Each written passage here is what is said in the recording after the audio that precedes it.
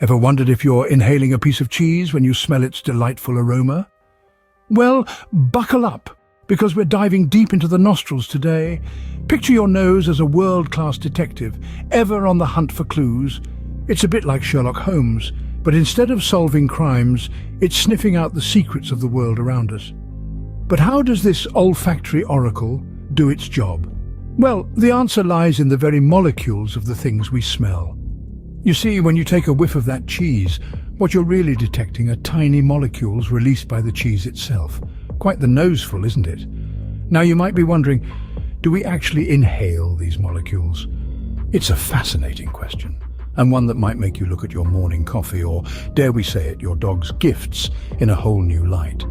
So, are we inhaling particles when we smell? Hold that thought as we journey further into the world of scents. Remember that time you smelled a skunk and nearly passed out? Well, it wasn't because you inhaled a mini skunk, though that's an amusing thought. Imagine our world as a giant cocktail party, where odour molecules are the chatty guests buzzing about. They're like invisible messages in the air, carrying tales of ripe bananas, fresh-baked bread, or yes, even the ghastly perfume of a skunk. And who is there to pick up on this airborne gossip? Enter our olfactory receptors, the nosy neighbours of our nasal neighbourhood. These tiny receptors, you see, are like expert detectives, sniffing out the secrets carried by the odour molecules. When these molecules meet our olfactory receptors, they trigger a series of chemical reactions. It's like a lock and key, where the odour molecules are the keys fitting into the locks of our olfactory receptors. Each key unlocks a unique scent, a floral note here, a whiff of coffee there. But here's the catch. We're not actually inhaling particles of the substance we're smelling. That's right, when you smell a rose, you're not snorting up petal particles. And thank goodness for that, because who wants to sneeze out a bouquet? Instead, what we're detecting are the chemical compounds that the substance releases. Think of it like a scented message in a bottle, tossed into the air.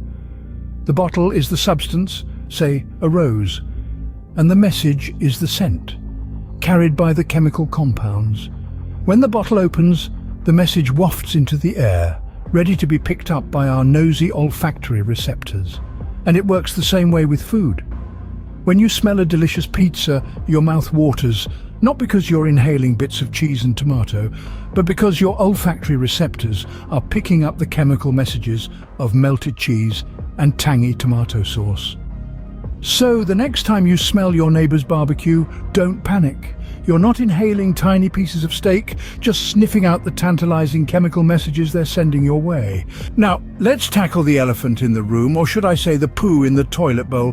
Are we inhaling, particles when we smell something unpleasant? Cue the collective groan. As we've established, our noses are detectives, sussing out the chemical compounds in the air. So when you get a whiff of something less than rosy, like a freshly used bathroom, you're not inhaling particles of poo per se. Instead, your nose is detecting the chemical compounds that the poo is releasing.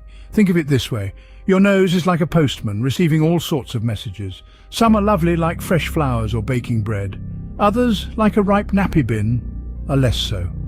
But it's not the postman's fault he's delivering stinky letters, is it? So rest easy, folks.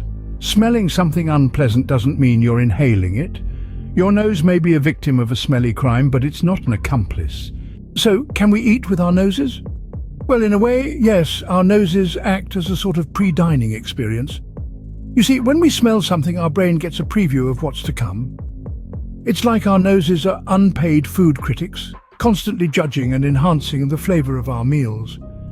They're the unsung heroes of our dining experience, working tirelessly to make sure we enjoy every bite. Our sense of smell is so intertwined with our sense of taste that it can even stimulate our appetite. Just think about the last time you walked past a bakery and the scent of fresh bread made your stomach growl. That's your nose, working overtime to get you excited about your next meal. So, there you have it. The next time you smell something, remember, you're not inhaling particles, just receiving chemical messages. And as for eating with your nose, well, let's just say it's an unpaid gig with delicious perks.